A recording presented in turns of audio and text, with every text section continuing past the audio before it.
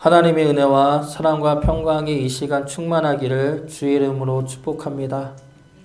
하나님이 예수님을 보내시어서 우리를 구원하셨습니다. 그래서 우리는 거듭난 자, 하늘로부터 태어난 하나님의 백성들입니다.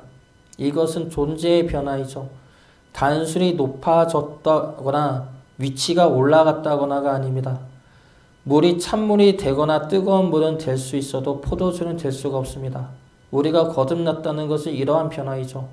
포도주가 될 수 없는 물이 포도주가 되었듯이 하나님의 백성이 될 수 없는 우리가 하나님의 백성이 된 것입니다. 완전한 변화이고 그렇기 때문에 거듭난 존재, 새로 태어난 존재입니다. 그런데 그렇게 우리는 거듭났는데 우리의 삶은 어떻습니까? 하나님이 우리의 아버지라 하시는데 아버지를 모르고 살았던 때와 지금의 무슨 차이가 있습니까? 달라진 것이 있습니까?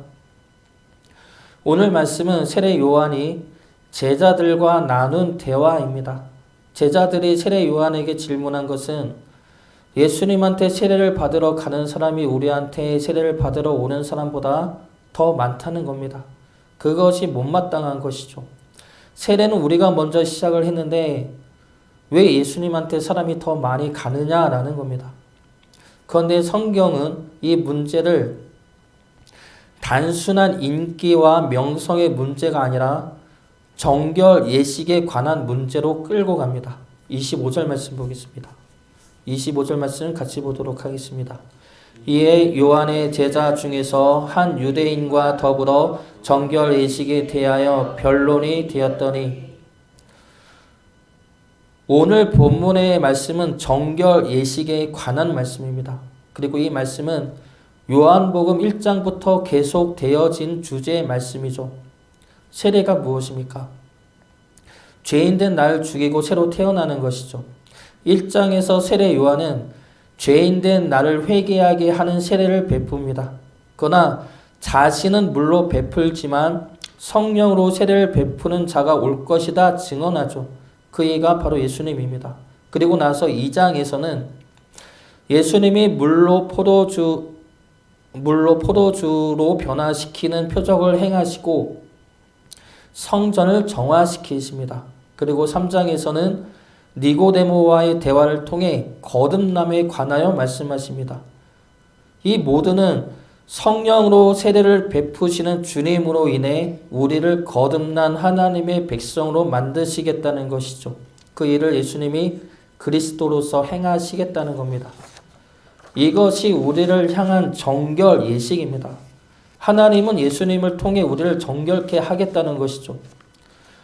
아까 처음에도 이야기했듯이 우리는 정결함을 입은 거듭난 자들입니다. 그런데 우리 삶은 어떻습니까? 거듭나고 정결함을 입었다는데 여전히 우리 삶은 힘들고 어렵지 않습니까? 여전히 우리는 세상 가운데 흔들리고 하나님이 우리 아버지라 하시는데 하나님의 은혜와 능력 없이 혼자 살아가고 있다 느끼지는 않습니까? 만약에 우리가 이러한 생각을 가지고 있다면 우리의 중심이 누구냐를 먼저 살펴보아야 할 것입니다. 하나님은 우리가 하나님의 백성으로 살기를 원하십니다. 그렇게 살아갈 때 우리를 향한 하나님의 모든 약속과 능력과 뜻은 실제가 되고 역사가 됩니다. 문제는 우리가 하나님의 백성이 아니라 내 삶의 주인으로 살려 한다는 것이죠. 그래서 내가 하나님의 뜻을 따르기보다는 하나님이 먼저 내 삶에 들어와 내가 원하는 형통과 축복을 부어주기를 원한다는 겁니다. 이러한 생각으로 살아가면 내 삶은 마음에 안 들게 됩니다. 여전히 나는 환난과 고통 가운데 있고 하나님은 나를 돌아보지 않는 하나님으로 여겨지게 된다는 것이죠. 우리의 중심이 바뀌어야 합니다. 우리 스스로 나는 하나님의 백성이라는 자각과 결단이 있어야 합니다. 그러면 어떻게 사는 것이 우리가 하나님의 백성답게 사는 것입니까? 정결함을 입은 우리는 어떠한 자가 되어야 합니까? 세례 요한은 이러한 질문에 대한 답을 오늘 본문에서 말씀하고 있습니다. 오늘 말씀 통해 정결함을 입은 주의 백성답게 살기를 결단하며 사모할 수 있기를 주의 이름으로 축복합니다. 먼저 정결함을 입은 자는 받는 자입니다. 하나님한테 받는 자로 살아가는 것입니다. 오늘 본문에서는 세례 요한의 제자들이 요한에게 와서 불만을 토로하죠. 선생님, 세례는 우리가 먼저 시작을 했는데 예수란 자가 우리한테 오는 자를 다 빼앗아 갑니다. 그 자들은 원래 우리한테 오던 자들 아닙니까? 우리한테 와야 되는 거 아닙니까? 이러한 질문이죠. 많은 질문이지만 불평과 원망과 억울함입니다. 그런데 이러한 불평은 우리 역시 쉽게 가질 수 있는 불평들이죠. 내가 그만큼 헌신했는데, 내가 그만큼 수고했으니까, 내가 그만큼 힘들게 살았으니까 이 정도는 당연한 거죠. 이 정도의 축복과 은혜는 당연한 거 아닙니까? 오히려 내가 했던 수고와 헌신과 노력에 비하면 너무 작다 느껴지죠. 그래서 늘 불평과 불만이 있는 것입니다. 이것은 우리가 한 수고나 노력뿐만이 아니라 내가 가진 재능에 비해 현실이 부족하다 느낄 때도 불만이 쌓이게 됩니다. 내가 이 정도는 아닌데, 내가 이렇게 살 만큼 머리로나 재능이나 노력이나 능력이나 부족하지 않은데 이러한 생각이 있다면 지금의 내 상황은 불만스러운 것이죠. 이러한 불만은 사람이 부유하게 살든 가난하게 살든 다 찾아올 수가 있습니다. 부유하든 가난하든 현 상황에 내가 만족하지 않는다면 이러한 불만과 원망은 언제든 찾아올 수가 있죠. 그러나 우리는 우리의 힘과 능력으로 사는 이들이 아니라 하나님의 힘과 능력으로 사는 이들이며 하나님의 은혜와 사랑으로 사는 이들입니다. 내게 주어진 것이 당연한 내 보상이라 생각한다면 불만스러울 수 있지만 내게 주어진 것이 당연한 것이 아니라 하나님의 능력과 은혜라 생각한다면 우리는 감사가 넘칠 수가 있습니다. 개인적으로 군대에 가면은 제일 힘든 것이 자유의 박탈이었습니다. 정해진 시간에 자야 하고 정해진 시간에 일어나야 했죠. 잠도 반드시 누워서 자야 했습니다. 옆으로 자면은 매맞죠. 밥도 남기면 안 되고, 저는 왼손잡이인데 왼손으로 밥을 먹어서도 안 됩니다. 이러한 모든 것들이 불편했죠. 그런데 이러한 모든 것들은 생각을 해보면 군대에 가기 전에는 당연히 했던 것들입니다. 당연히 했던 것들이 군대에 가서는 당연히 할 수 없는 것들이 되었죠. 그러자 당연히 했던 것들이 얼마나 큰 행복이었는지를 그때 깨달았습니다. 아침에 5분만 더 있다 일어나는 것이, 왼손으로 밥을 먹는 것이, 엎드려서도 잘 수 있는 것이, 밥도 배부르면 남길 수 있는 것이, 그 모든 것들이 너무나 큰 행복이고 감사인 것이죠. 지금도 마찬가지입니다. 지금 우리에게 주어진 상황과 환경에 대해서 특히 요즘에는 더 불평할 수도 있지만 감사를 잃어버리지 마시기 바랍니다. 우리가 누구를 바라보느냐에 달려있죠. 우리에게 주어진 것들이 내 힘과 능력으로 이루어진 것들이라면 불평할 수 있습니다. 그러나 우리에게 주어진 것들이 하나님의 은혜로 주어진 것들이고 하나님의 소망과 인도하심을 따라 주어지고 이끌어가는 것들이라면 감사할 수가 있습니다. 세례 요한은 이것을 알았기 때문에 자신에게 오는 사람이 없어도, 자신에게 오는 사람들이 떠나가도 감사할 수 있었습니다. 27절 말씀 보겠습니다. 같이 보도록 하겠습니다. 요한이 대답하여 이르되 만일 하늘에서 주신 바 아니면 사람이 아무것도 받을 수 없느니라. 세례 요한은 자신에게 주어지는 모든 것들이 하나님의 은혜임을 알았습니다. 그렇기 때문에 내게 주어진 모든 것에 대해 감사하고 자족하며 살 수 있었습니다. 이러한 자가 정결함을 입은 자들이라는 것이죠. 내게 주어진 상황과 환경이 불만족스럽다 생각을 한다면 예수님을 생각해 보시기 바랍니다. 이 땅에 오신 예수님에게 주어진 상황과 환경은 어떻습니까? 얼마나 열악합니까? 예수님이 계셨던 하늘 보좌에 비한다면 이 땅은 너무나 더럽죠. 예수님이 가신 신적인 능력에 비한다면 핍박받는 현실은 말도 안 되는 상황이죠. 예수님이 행하셨던 순종에 대한 결과가 무엇입니까? 십자가 고난이죠. 얼마든지 불평과 원망을 품을 수 있는 상황이었지만 주님은 어떠하십니까? 주님은 묵묵히 그 상황을 받아들이고 십자가 길을 걸어가셨습니다. 자신에게 주어지는 것은 하늘로부터 오는 것임을 알았기 때문이죠. 그리고 그렇게 해서 주님이 받은 것이 무엇입니까? 바로 우리들이라는 겁니다. 주님이 순종의 길을 걸어가시고 십자가의 길을 걸어가심으로 하나님이 우리들을 주님에게 주셨습니다. 그러므로 우리는 주님에게 드림받은 주의 자녀들이고 주님은 우리를 받으심으로 우리로 하여금 영생을 누리게 하셨습니다. 우리 어머니가 고된 결혼 생활을 견디고 받아들인 결과 받게 된 것이 무엇입니까? 남편의 구원이죠. 믿음의 가정입니다. 하나님의 일하심과 역사하심으로 인한 평강입니다. 우리에게 주어지는 것이 무엇입니까? 우리에게 주어진 지금의 상황과 환경에 대해서 믿음으로 버티고 믿음으로 순종해 나가시기 바랍니다. 우리에게 주어진 것들에 대해서 하나님을 바라보심으로 원망이 아닌 감사로 누리시기 바랍니다. 우리는 하나님으로부터 받는 자들입니다. 하늘에서 주어진 것들에 대하여 감사하며 사는 이들입니다. 우리에게 주어진 모든 것들에 대하여 감사하심으로 우리를 통한 하나님의 뜻이 온전히 이루어질 수 있기를 주의 이름으로 축복합니다.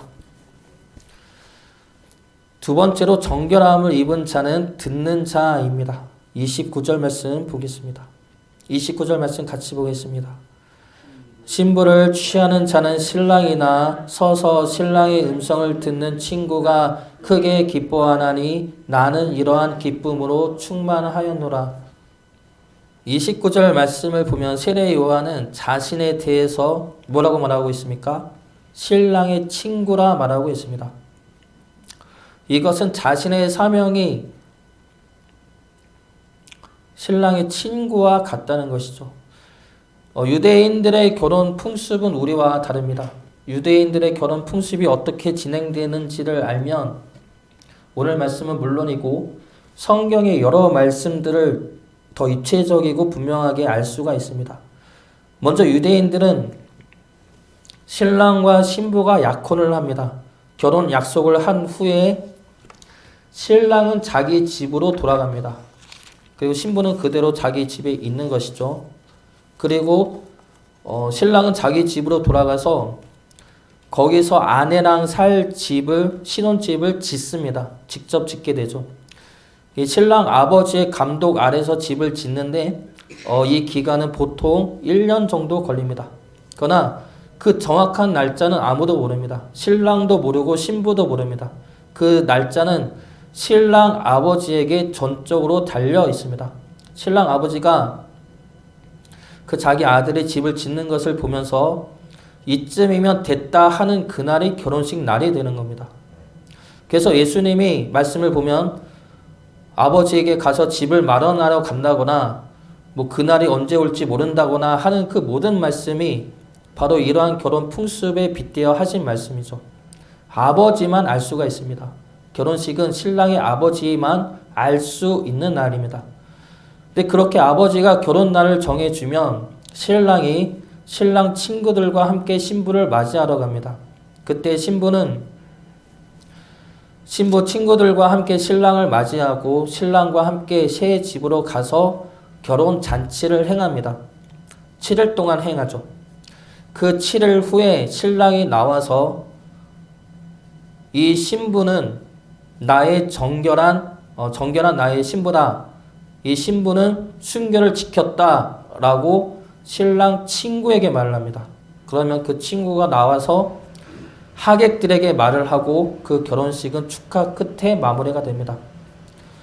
세례 요한이 말하는 신랑 친구는 이러한 자입니다.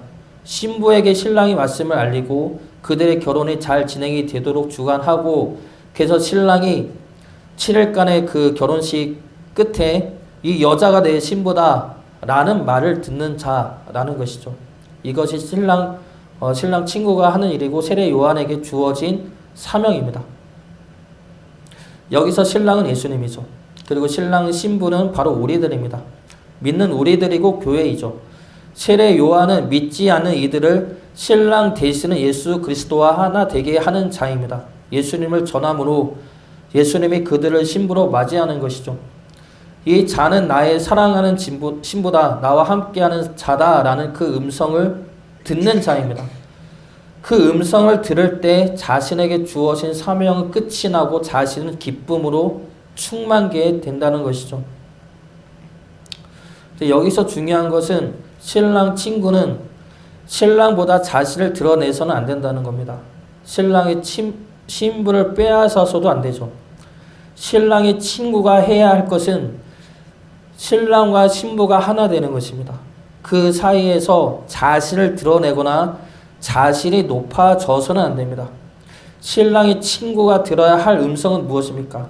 신랑의 음성입니다. 신랑의 음성이지 하객들의 음성이나 신부의 음성이 되어서는 안 된다는 것입니다. 그러나 많은 이들이 목회자를 포함해서 많은 믿는 이들이 듣고자 하는 것은 신랑의 음성보다 하객들의 음성을 더 듣기를 원하고 신부의 음성을 더 듣기를 원할 때가 있다는 것이죠. 하객들로부터 이 잔치가 잘 준비가 되었다, 이 잔치가 잘 되고 있다, 신부로부터 멋있다, 든든하다 등의 말을 더 듣기를 원하고 그리고 그 말들을 듣기 위해 일할 때가 있다는 겁니다. 우리가 들어야 할 예수님의 음성보다 사람들의 칭찬과 격려와 인정을 더 받기를 원하고 예수님보다 자신을 더 드러내고 높임을 받기를 원한다는 것이죠. 사람들의 인정이나 칭찬이나 격려나 높임 받는 것을 싫어하는 사람은 없을 것입니다. 누구나가 그러한 말과 대접을 받고 싶어 하죠. 저 또한 그런 말 듣기를 좋아합니다. 그래서 아내한테 예배를 끝나면 오늘 설교 어땠는지를 자주 물어봅니다.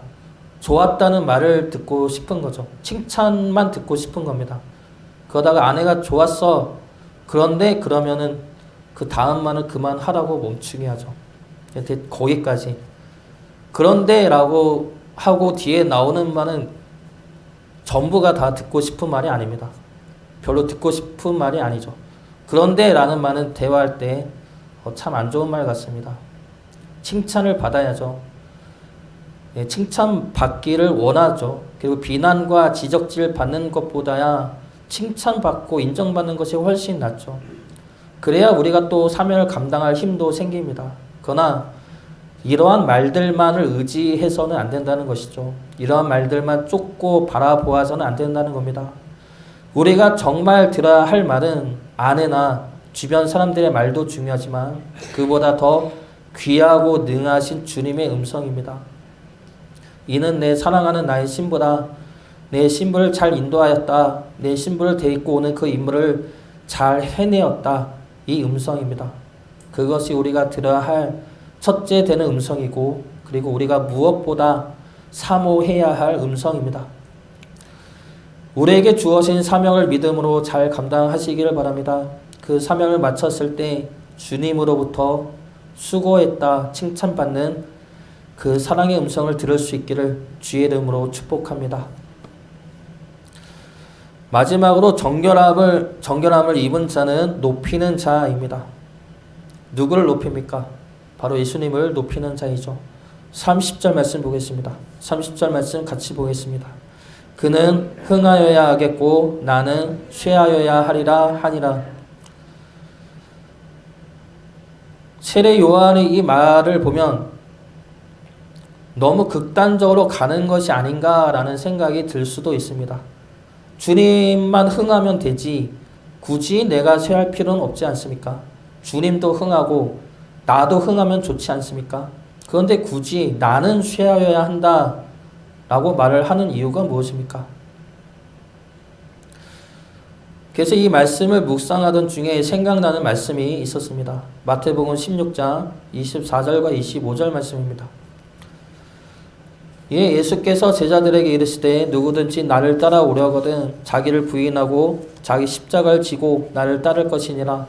누구든지 제 목숨을 구원하고자 하며 잃을 것이요 누구든지 나를 위하여 제 목숨을 잃으면 찾으리라.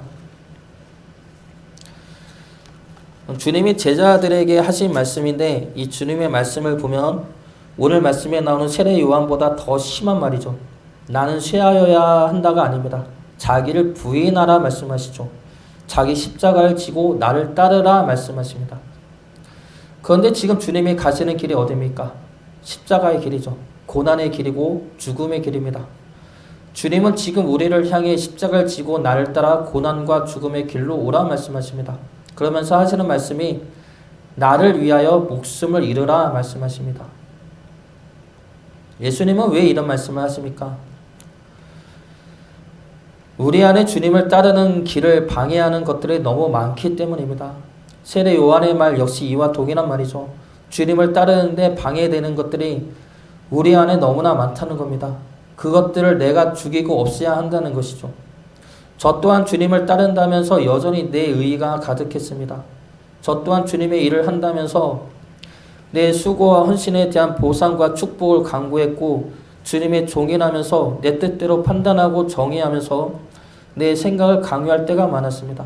지금도 여전히 내 의와 내 말들이 많죠. 주님은 우리를 향해 따르라 말씀하시는데 주님이 가신 길을 따라오라 말씀하시는데 우리는 어떻습니까? 그 길이 너무 힘들지 않습니까? 그 길이 너무 높지 않습니까? 십자가는 굳이 져야 합니까? 사랑의 주님이 나에게 오시면 안 됩니까? 은혜의 주님이 나에게 오셔서 내 십자가로 대신 지시면 안 됩니까? 주님이 가신 길은 따라가지도 않으면서 내 자리에 앉아서 주님 길은 힘들다 불평하고 나는 약하다 투정 부리고 골고다 언덕길보다 더 높고 크고 축복된 길로 가자 한다는 겁니다. 마치 소돔 같은 예굽 같은 보기에 화려한 도시로 축복의 도시로 가자고 한다는 것이죠. 우리는 주님을 위해 물질의 축복을 구하고 열매를 구합니다. 우리는 주님을 위해 능력을 구하죠. 그러한 것들이 있다면 주님을 섬기고 주님을 전하는 것에 큰 도움이 될 거라 생각하기 때문입니다. 그러나 주님에게 그러한 것들이 무슨 필요가 있고 무슨 도움이 되겠습니까? 저 또한 주님의 부르심을 받았을 때 주의 종으로서 능력이 없는 저를 한탄했습니다. 주님이 나를 쓰실 거면 능력을 주시고 쓰시지 능력도 안 주시고 뭘 어떻게 쓰겠다 하십니까? 원망과 불평이 나왔습니다. 그러나 주님이 필요한 것은 우리의 능력이나 우리의 재물이 아니죠. 능력은 주님에게 있습니다. 삶의 모든 축복 또한 주님에게 있습니다. 주님은 그러한 것들을 우리에게 원하거나 요구하지 않으십니다. 주님이 정말 원하시는 것은 우리의 순종이죠. 주님이 정말 원하시는 것은 주님의 부르심에 우리가 믿음으로 화답하는 겁니다. 주님의 부르심에 주님을 믿고 나아가는 것이죠. 주님이 나를 사랑하는 것을 알고 나 또한 주님을 사랑하는 겁니다. 그것이 주님이 원하시는 것이죠. 그리고 그렇게 나아갈 때 우리는 주님을 높이고 주님의 이름을 드러내는 자가 될 것입니다. 주님을 믿고 따르는 것을 방해하는 것들을 내 안에서 제하시고 없애시기 바랍니다. 매일같이 주님 앞에서 주님이 가신 길을 따라갈 수 있기를 결단하시기 바랍니다. 그 길이 우리 보기에는 십자가의 길이고 고난의 길이고 환난의 길로 보이겠지만 그 길은 승리의 길이고 생명의 길이고 영광의 길입니다. 갈라디아서 2장 20절 말씀입니다. 내가 그리스도와 함께 십자가에 못 박혔나니 그런즉 이제는 내가 사는 것이 아니요 오직 내 안에 그리스도께서 사시는 것이라. 이제 내가 육체 가운데 사는 것은 나를 사랑하사 나를 위하여 자기 자신을 버리신 하나님의 아들을 믿는 믿음 안에서 사는 것이라. 죄된 나는 죽고 그 안에 주님이 사심으로 주님과 더불어 생명과 참으로 복된 길을 가는, 그래서 주의 이름을 높이며 사는 주의 자녀 되시기를 주의 이름으로 축복합니다.